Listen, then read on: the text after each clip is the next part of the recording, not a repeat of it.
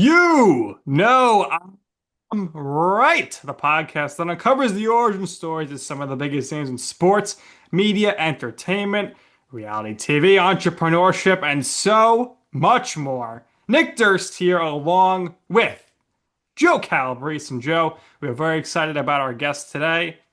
He's got a mix of entertainment, he's got a mix of sports, he's a big reality TV fan like us, he's an entrepreneur, and he's also pretty smart. He's a lawyer. It is Well, a lot. It's a good one. He is also the founder and the CEO of Cracked Media Ventures, Cracked Racquets. You can follow up his content. We're very happy to have him on. Unfortunately, the only thing I didn't ask before this started was how to pronounce your last name, so I'm going to take a crack at it. That pun intended. We're going to go with Dalton Thieneman. Is that right? I've heard way worse, brother. I've heard way worse. It's Thieneman. Thieneman. But I was it's like, close. I give yeah, it it an works. extra syllable. Yeah, cinnamon with the lisp is kind of how we all, roll with the Thieneman. punches Thieneman. there. That's so good. Dalton Thieneman, Yeah. how are you doing today, pal? No, I'm better now. Nick's kind of opening there. I've heard it several times, so pretty cool to hear it in person. And then your guys' intro was way too kind. Attorney is, way, way too kind of, intelligent for me for sure. Don't ask about my law school grades, for sure. But yeah, I'm excited to chop it up with you fellas. All right, we're gonna chat now with the Esquire. We've had a few Esquires on with us, Joe. And the last one was it Lee Steinberg? Maybe was the last one we had on. I think so. Yeah. We've had a few lawyers I with, would say two or three along the way, right? At yeah, least. probably something like that.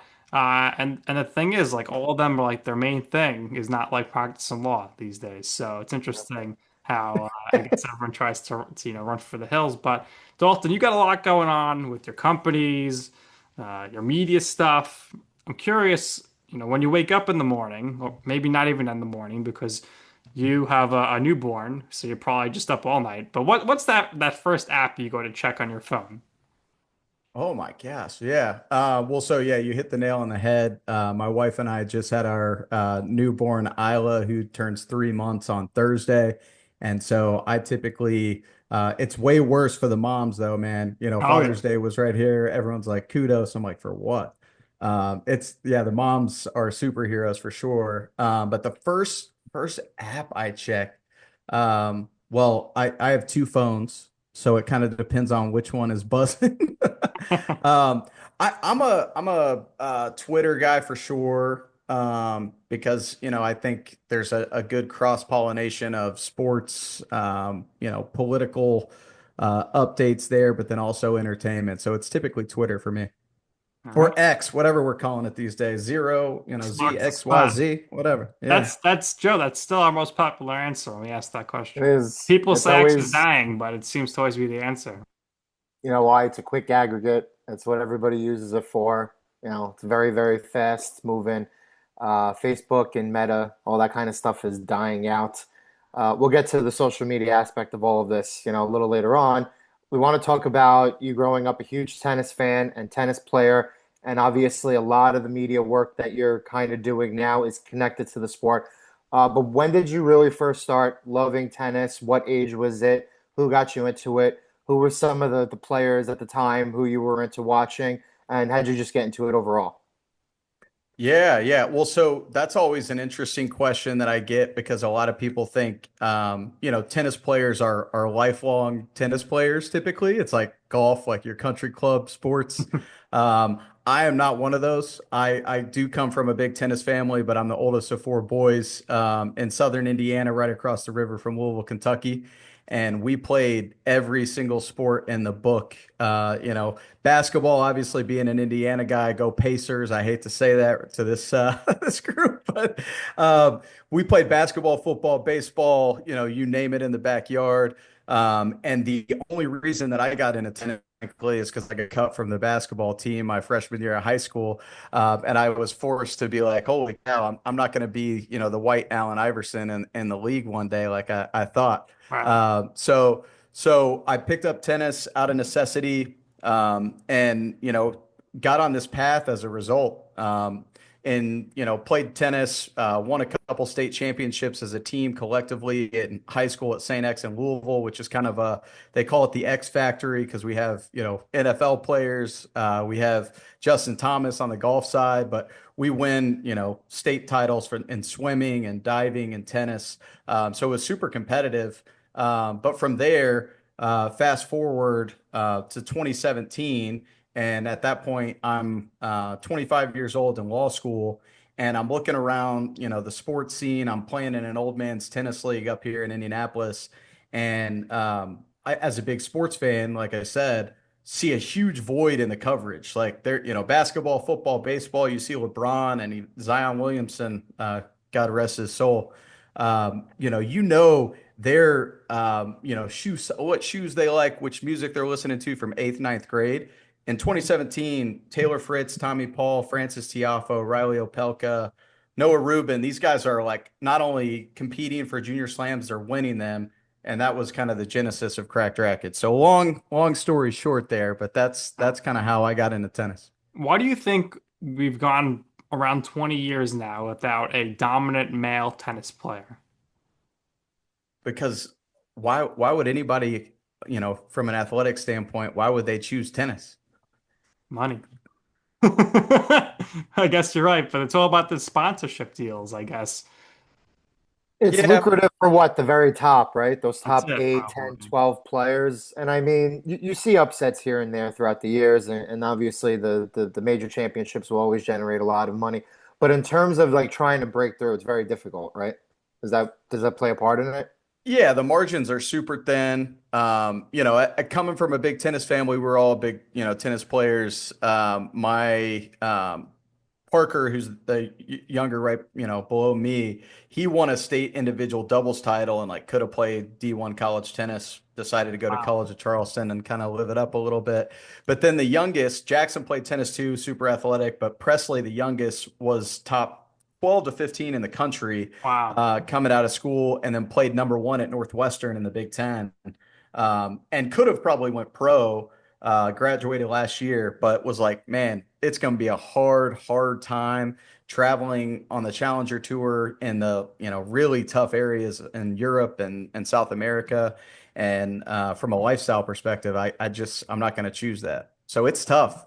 Yeah, It's tough. comes down to money. Now, don't sell yourself short, because I know that at Saint Xavier High School when you were playing, over 500 your senior year, 13 and 11 in your matches, ranked 519th in the country. So you were pretty solid to be nationally ranked. That is a deep dive, my friend. I did not deserve that kind of deep dive. I don't know like, who's feeding you this information? The Oh, intern or Some whoever. great he has his research. sources. No, Called up I was your coach in high school. He gave me the Coach Crow, man. He's a G. I love Coach Crow. I was a good player. I'm a like crafty athlete. I'm a dog competitor. So it doesn't matter if we're playing ping pong in the basement or getting out on the tennis court or some pickleball these days because Oh I'm yeah. old. I'll get out and grind with anybody, but I was not good compared to good tennis players. So most people that we have on here, especially the media people, the broadcasters, they all come from the big schools. You attended St. Louis University. Now, what did you initially want to study? What kind of career path did you want to take? Yeah, well, so I went to St. Louis University because one of the guys that I co-founded Cracked Racquets, now Cracked Media Ventures with, I played high school tennis with at St. X. So Daniel Westoff, who is the real genius behind Cracked Racquets, he is aerospace engineer by trade. We played high school tennis together, and I have to rewind. I'm a big talker, as you can tell, so I could, in any of these questions, I could talk for a while. But you said, how did you get into tennis? I was a basketball guy through and through. I was rocking my J's to practice because I still didn't get over, getting cut from the basketball team. And Westhoff was a sophomore and hated me because I came in with Jordans. I'm still rocking Jordans, but Nah. Nick's but not a so huge fan of the Jordans. I am a fan of the Jordans. When we finish recording this, I'm gonna take a I'm not a picture of fan. the I ones think the that I shoes have. are pretty ugly. oh, Oh what? well, Listen, Okay. don't like I don't want to cut you off too much, but the color of the shoes that I have match the colors of the college that Nick and I work for, the College of Staten Island, and it's almost like that University North Carolina blue. Not quite the same shade, but it's very, very similar. So Joe's when we gonna get whip off out his shoe this, collection at the end of this. that's we're We'll gonna put it trade up. shoe We'll get a collections. It's gonna be a lot of Patreon fun. just to see Joe's shoe collection. Oh, I cannot wait for that. Well, we need a sneakerhead podcast. We'll get to that later. But so anyway, so Westoff, my good buddy, who is now my business partner, he went to St. Louis because they had a really good aerospace engineering program. I followed him. I was a senior, first college that I ever visited, and we were big Lil Wayne fans back in the day. And Lil Wayne is performing in St. Louis, and like it, I was the oldest, so my mom, took us to all over the country checking out schools. And I think I applied to 15, 20 colleges, and there's no place like your first college that you visit and that first night out. And, Lil Wayne has a special place in my heart. So ended up at St. Louis. And I forever, as you can tell, I'm a talker and would argue with my parents growing up.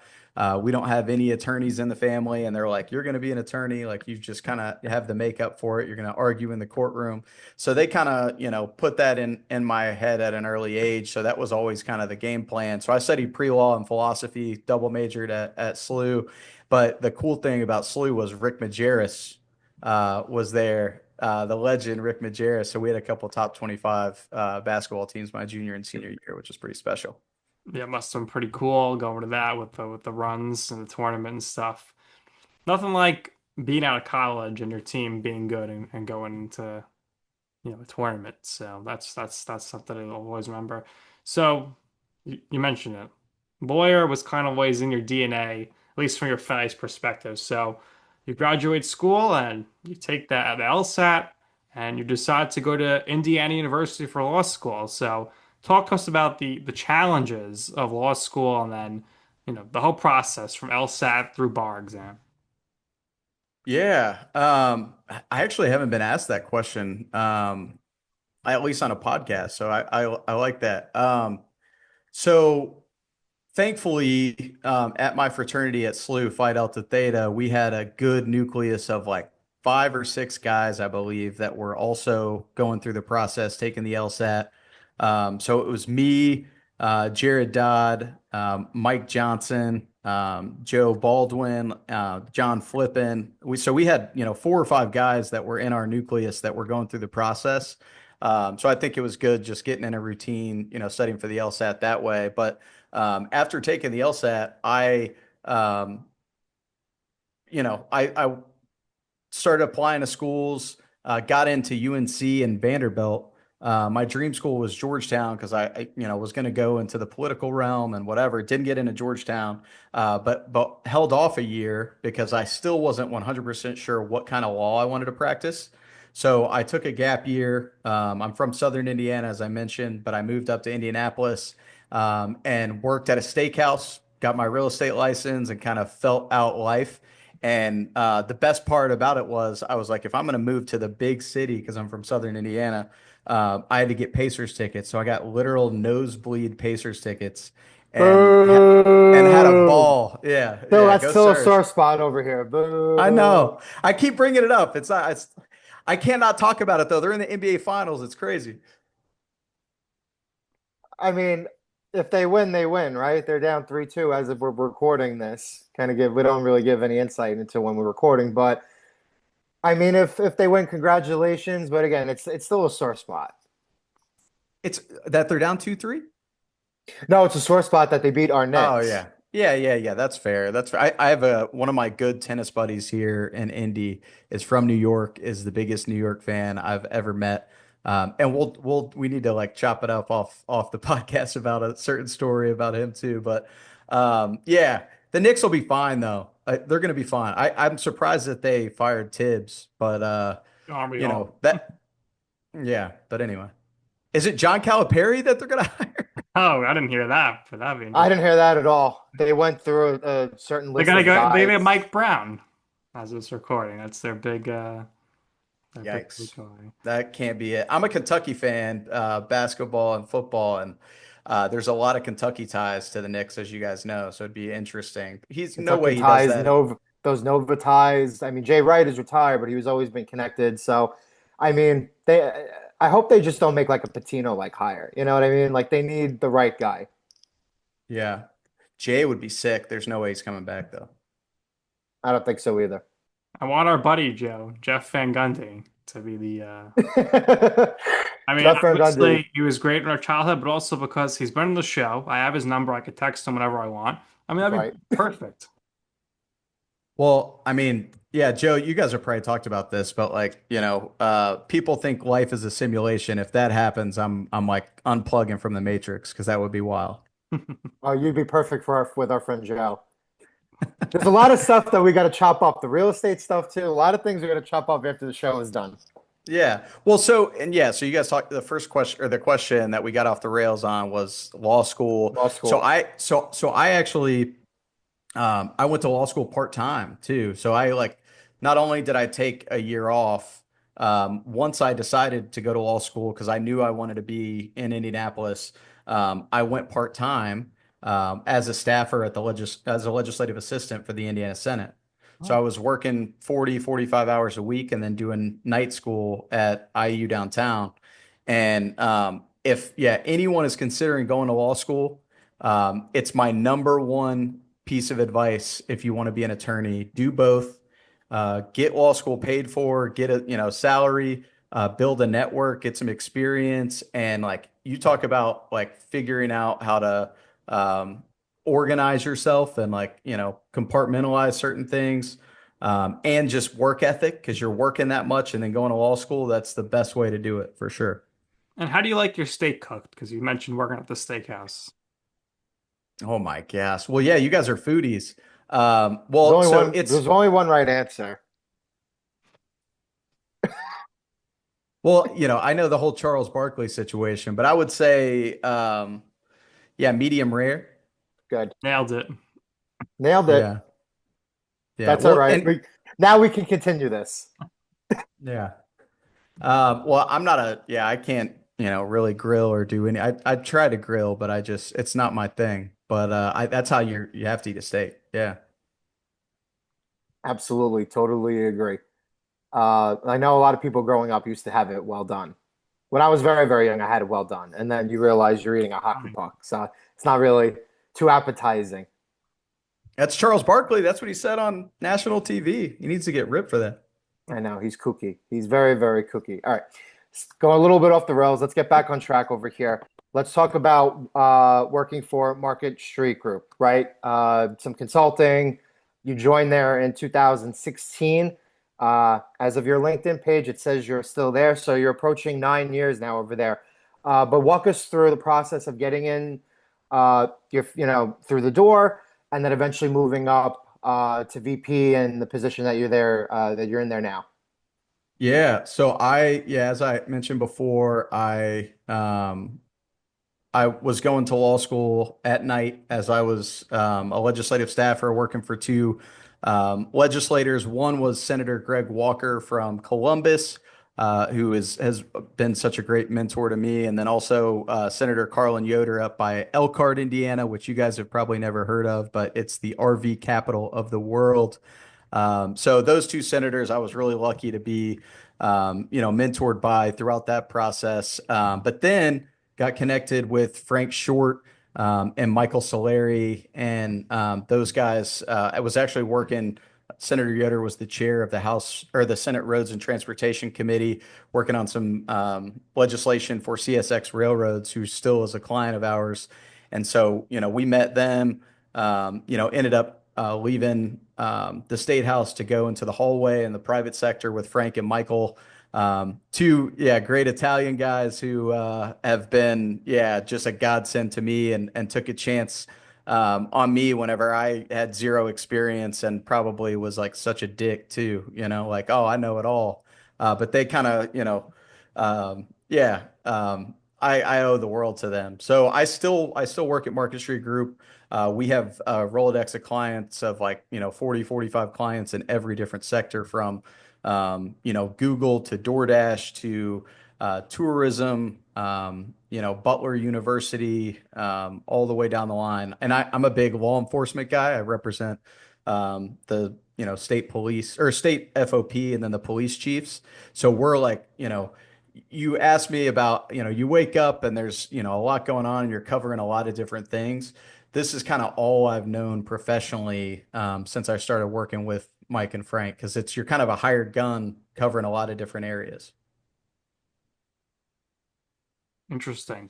Yeah, lots going on there that you have to take care of on a daily basis. So, how did you then have the time to launch Cracked Media Ventures? What was the brainchild concept with that, and how have things changed from the launch to now? Yeah, well, I apologize because the next 30 minutes of your time is over. No, I'll try to make this quick, but it's a long story. I'll do it in a couple minutes. So um, so 2017, I'm in law school. I'm 25 years old. I'm playing in an old man's, tennis league here in Indianapolis. We, grab a beer after the match, win or lose, whatever, and we're all talking about that cohort of young Americans, as I mentioned before. And Coco Gauff was in that too. I think she was like maybe like 14 or 15, but she was on the way up. And then it was, Taylor Fritz, Tommy Paul, Francis Tiafo, and those guys. And Taylor Fritz had won Junior Wimbledon in 2015, and Tommy Paul had won the French Open, and that it's unheard of. You guys are talking about like, hey, why has there been a drop off the last 20 years? And it's because most young men and women in this country, kids, they're looking up to basketball, football, any other sport than tennis because there's a huge branding and marketing issue. And so I wanted to tackle that with my brother, some buddies of mine, Daniel Westoff, my best friend from high school, and so we did that. But the initial thought was like a bar stool for tennis, so like a blog and podcast network. We still have that, and three of the top 15 tennis podcasts in the world today: Mini Break, Great Shot Podcast, and Cracked Interviews. But we scaled into broadcasting. I told you my youngest brother Presley was top, 10, 15 in the country and played at Northwestern. I was like pretty involved in the recruiting process with my parents, and he was, getting recruited by top schools, as you could imagine.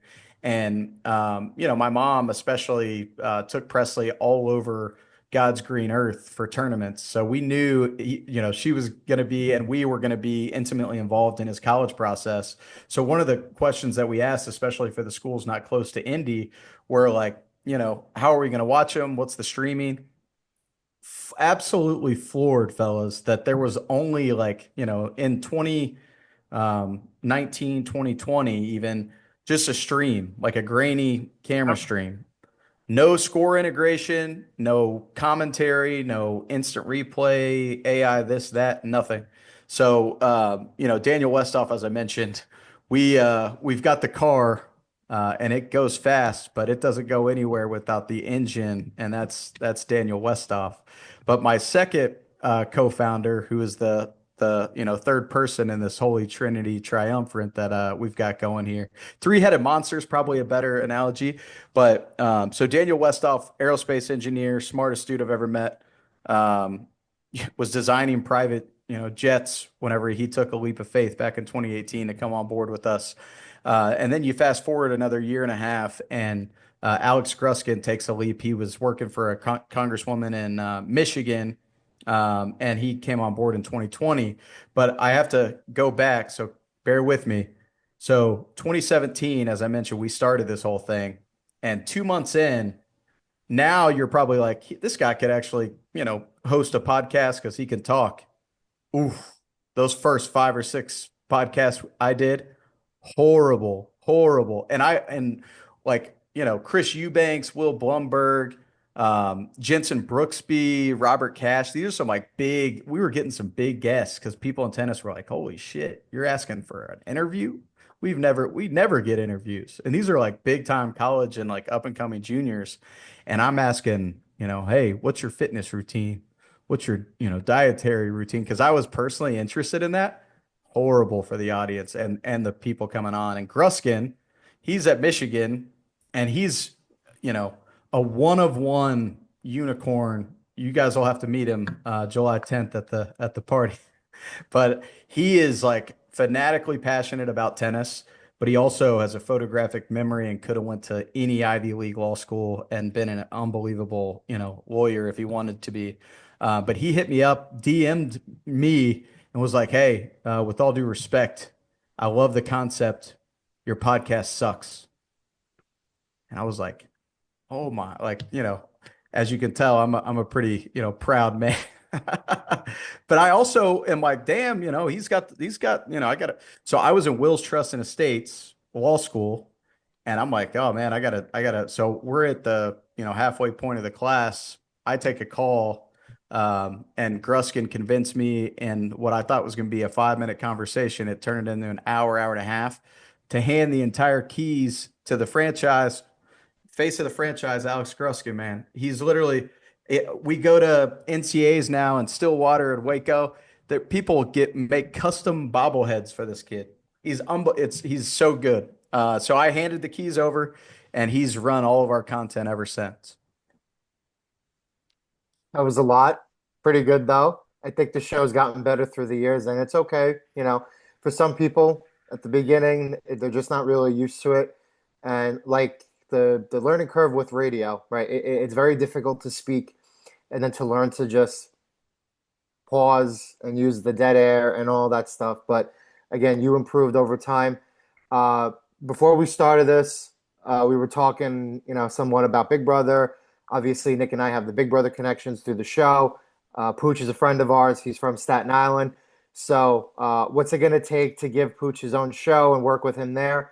And talk about your own show, Overserved with Rachel Stuhlmann, who has become one of the preemptive go-to people and sources when it comes to tennis lovers on social media.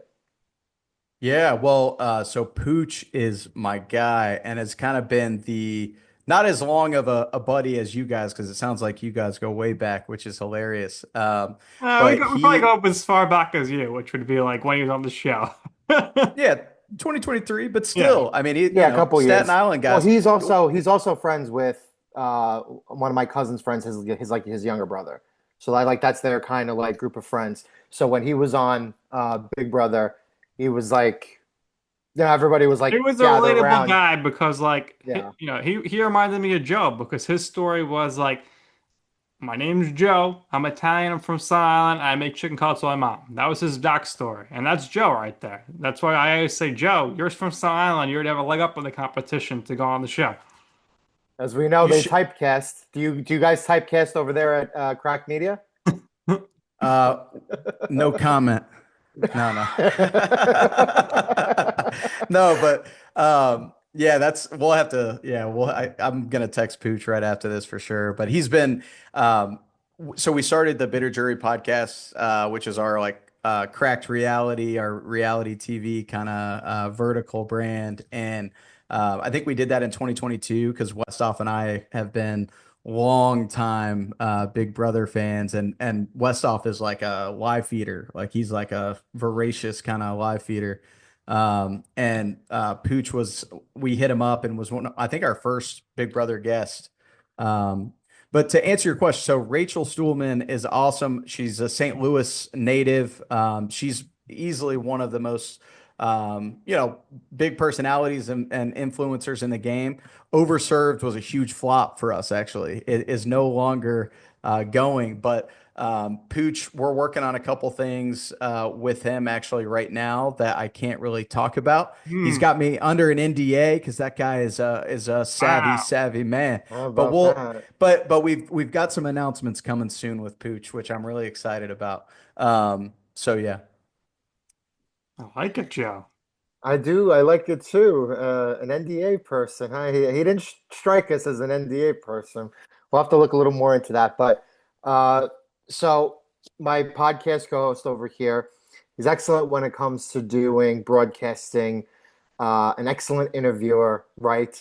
So if there's a foray into sideline reporting and whether it's color commentary or play-by-play.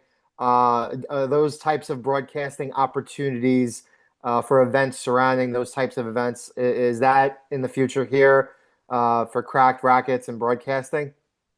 Yeah, well, thank you so much for like bringing us back on the rails here because of course we got off the rails, but that's like, the most Twice. fun part of all this. Yeah. Yeah.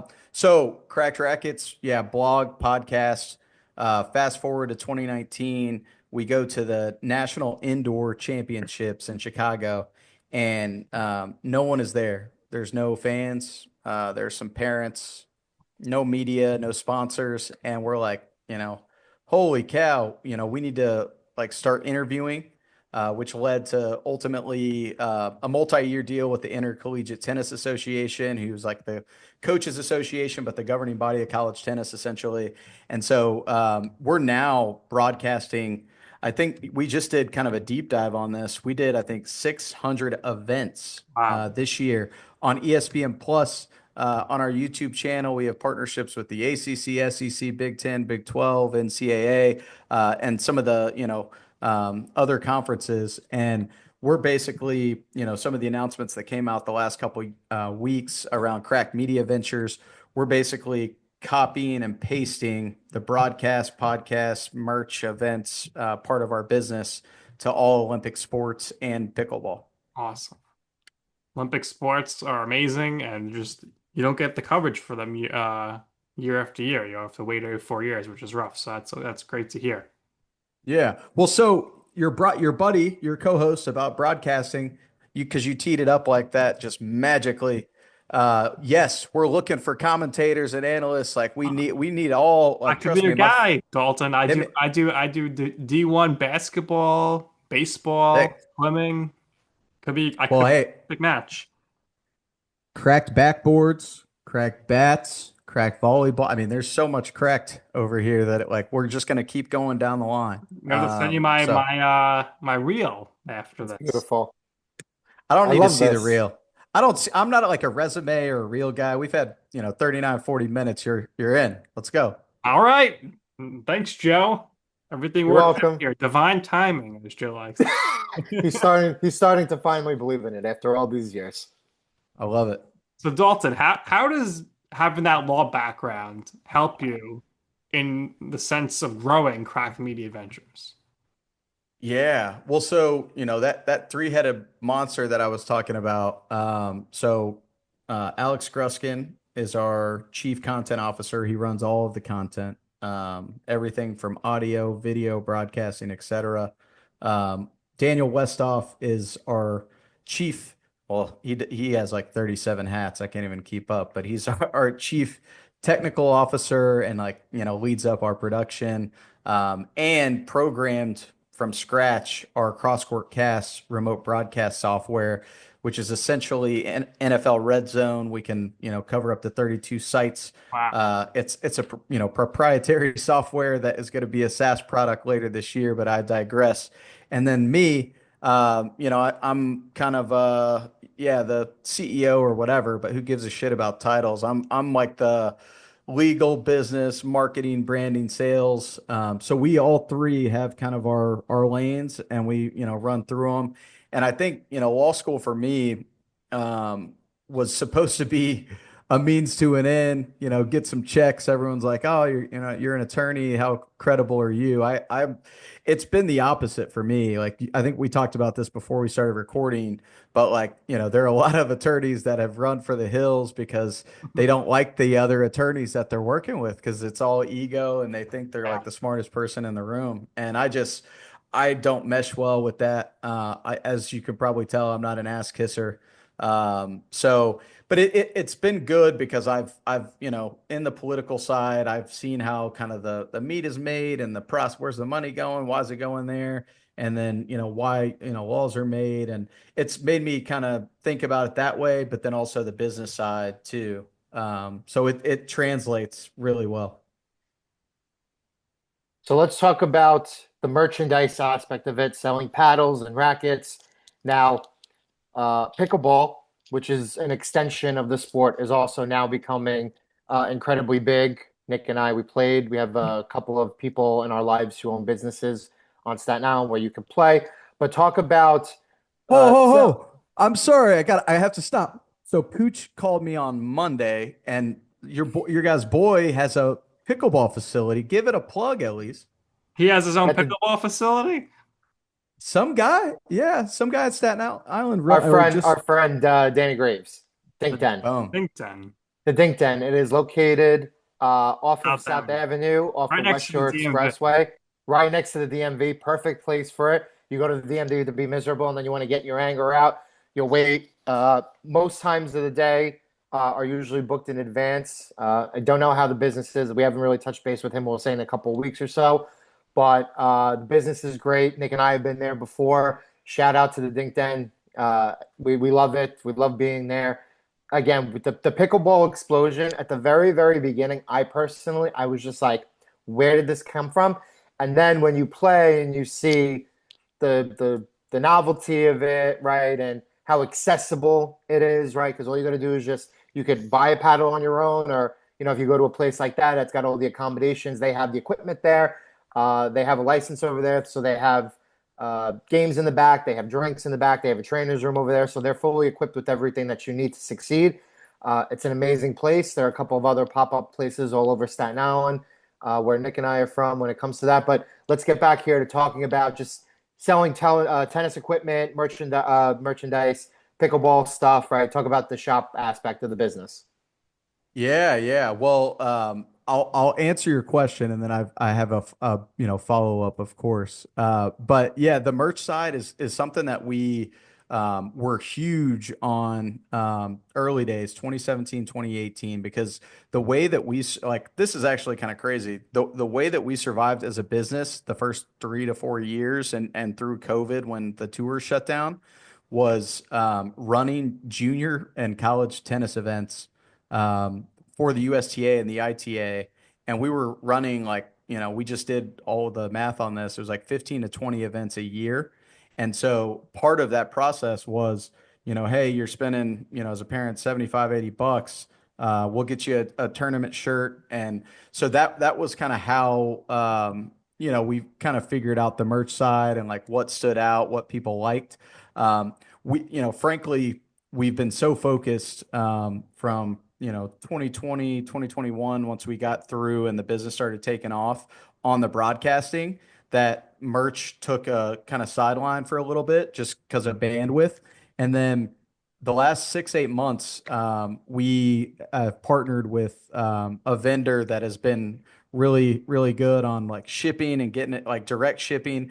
My wife and I, when we were just dating actually we had just got engaged 2017, but I have pictures in our garage of us hand stuffing all of those, whatever, and shipping it out, and the t-shirts and the hats and the dampeners for the rackets. And this isn't like Apple was made in a garage or whatever that bullshit story, but it is, like you have to grind to build a business. It is like people are probably seeing and hearing this now, and you're like, oh my, like overnight success. It's been 8 years of a fucking grind. Hopefully I can cuss, but it has been brutal. But we're getting into the merch game pretty heavy for Cracked Racquets on the tennis side. Our Wimbledon line that's coming out next week is gonna like shock the world. I can't wait. And I'm gonna be rocking the hell out of it. But then our pickleball brand, Crack Paddles, there's a reoccurring theme here. We're doing some, stuff there with Lulu and Nike, Wow. and even some crossover. Yeah, and Jordan, like so.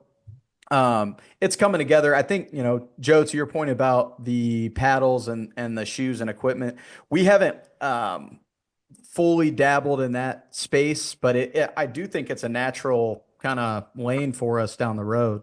Um, but I have to do this because I know like you may have another topic lined up in the pickleball space. So my other good buddy from Saint X, Daniel and I played tennis with at Saint X. He the last 3 weeks just took over the pickleball universe. He beat Alex Crum, AC Baby. And is this part of your research? I'm curious before I No, this is new. No, not at all. This is Perfect. I news have to to us. I have to talk about it. So the first part's going to Like, be crazy. The second part's going to be even crazier. So he has been coaching. He was a top 100 recruit out of Saint X. He played at Dayton. Crazy racket sport. Just the technical skills. He had all that. But then for the last 7, 8 years, he's been coaching tennis at country clubs in Jupiter, Florida, and East Hamptons. You guys, the Hamptons up there, and Goes right from Hamptons. but so he decides to play tennis or he to play pickleball because it's blown up. To your point, Joe, about the last couple of years, and 3 weeks ago he beat the number one player in the world, Joe Hmm. or Federico Stocksrud, and then the next week goes on the other tour and then beats Chris Hayworth on the other tour, world number one. Maybe So I'm new Alex number one. Crum, well, it doesn't work like that, right? Like you got to get the Uh, points, you got to do the yada no, yada, whatever. what did it Ric should be Flair say? naturally ranked. In order to be Br- the man, you got to beat the man, right? And So he beat it both sounds like men. he beat both men, so he should be the man, right? That's how it works. Take the belt, take the belt. Yeah, well, and that's exactly right. And he's out in San Clemente, LA right now playing an event. I'm gonna watch him later, but Is he going to be a it future guest on this podcast? for sure, 100%. And well, so this is the second part of this. And you guys are like, I hate to even say this because, you got like whatever, you have another, party to go to July 10th. But I guarantee you that you come to this part of our party. So he also is not only a pro pickleballer, which is crazy in and of itself. Like the three of us as sports fans, it's like, you're a pickleballer. Come on now. But pickleball rocks too. I love That's the game. awesome.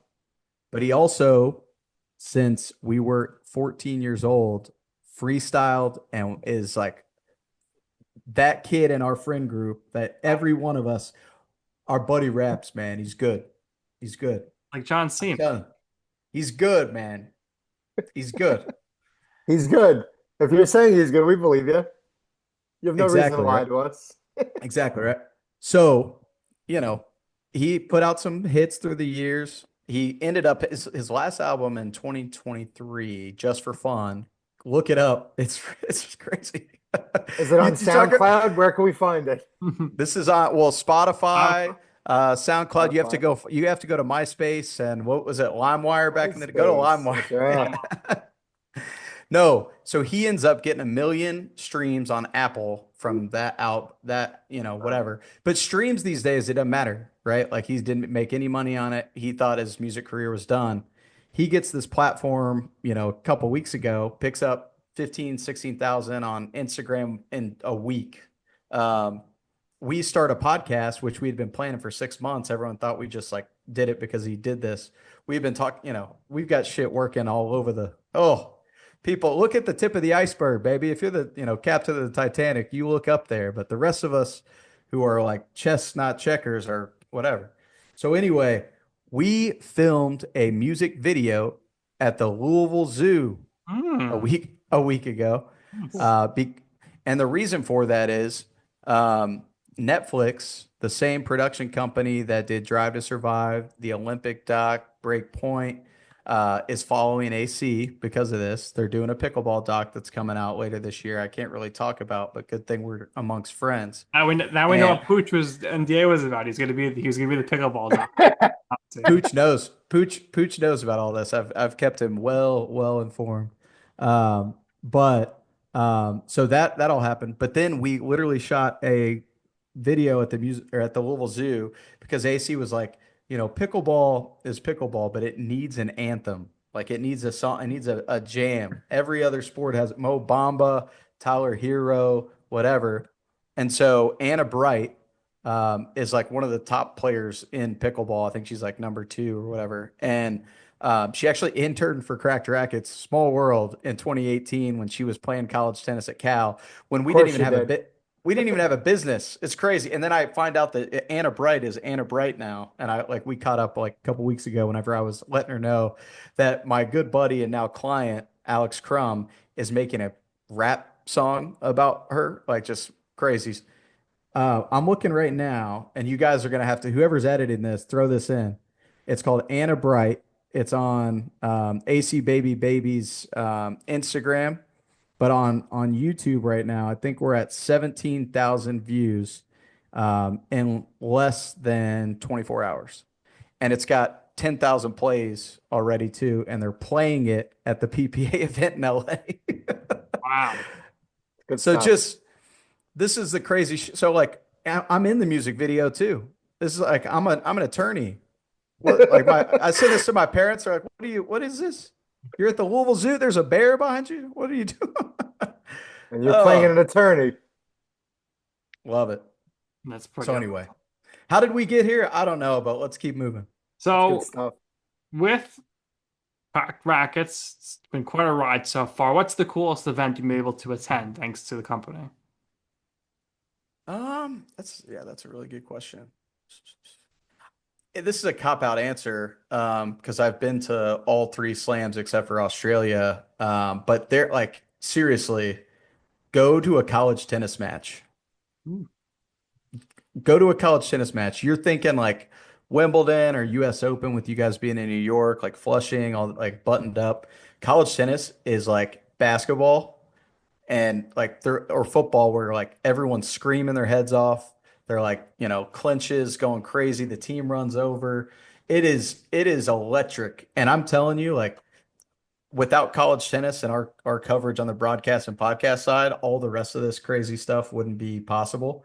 But I'm telling like college tennis is about to, I think it's going to be like, gymnastics, softball, volleyball, where nobody knew about it. And we thought with NIL and the house settlement that it may be, since it's non-revenue generating, it may go under, but I think it's going to have the opposite effect. And so go like the best events that I've had the luxury of going to are the NCAA national championships and the indoor championships because the environment and I have media pass or whatever, but like it's humble, it's crazy, man. Go to a college tennis match. It's the best sport that you haven't heard of.